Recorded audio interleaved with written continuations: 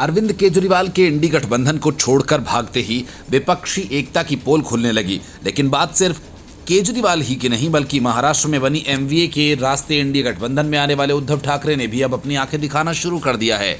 MVA अब एक राजनीतिक कॉमेडी शो बनकर रह गई है, जहां हर किरदार खुद को हीरो समझता है, लेकिन कहानी का कोई निर्देशक नहीं।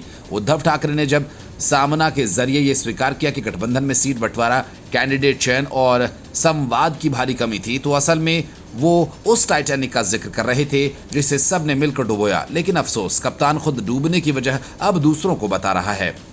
उद्धव ठाकरे का बयान सुनकर यही लगता है कि एमवीए की राजनीति अब रेट्रोस्पेक्टिव प्रलाप बन चुकी है।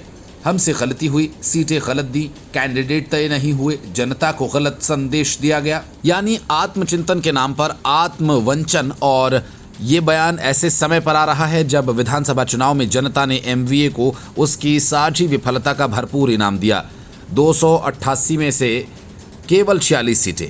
एमवीए का गठन तो भाजपा विरोध के नाम पर हुआ, लेकिन अंदर खाने हर दल की अपनी अपनी दुकान थी। कांग्रेस को लगता था कि वही सेक्युलरिज्म की ठेकेदार है। एनसीपी खुद को नंबर गेम का मास्टर मानती रही और उद्धव ठाकरे को ये गलतफहमी थी कि सिर्फ नाम में शिवसेना होने से मराठी वोट बैंक आपके झोली में अपने आप आ जाएगा। ठाकरे ने खुद कहा कि लोकसभा में दिखी एकजुटता विधानसभा में व्यक्तिगत अहंकार में तब्दील हो गई। अब उनसे कोई पूछे कि जब गठबंधन बनाने का मकसद ही सीट बंटवारा कर अलग अलग फाइट करना हो तो उसे गठबंधन क्यों कहा जाए।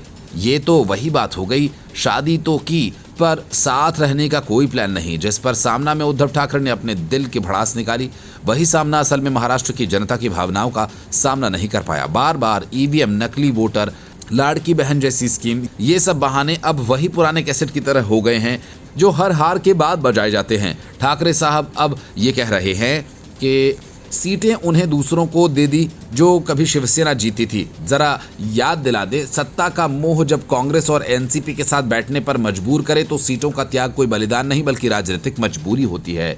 लोकसभा में 30 सीटें जीतने के बाद एमवीए ने अपनी रणनीति उसी आत्ममुग्धता में बना ली कि अब सब हमारे साथ हैं, लेकिन विधानसभा चुनाव में बीजेपी और महायुति ने जमीन पर संगठन, उम्मीदवार और अभियान की तैयारी करके उन्हें धो डाला।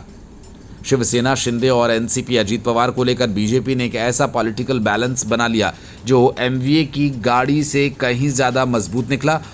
जब एमवीए के नेता हार के बाद सार्वजनिक रूप से बयानबाजी में लगे हों कि गलती हो गई, तो ये भी समझ लीजिए कि इनका संगठन चुनावी मैदान में कितना खोखला रहा होगा।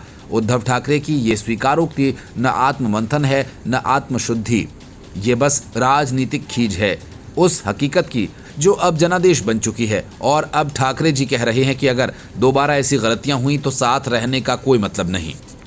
Bureau report, news of India.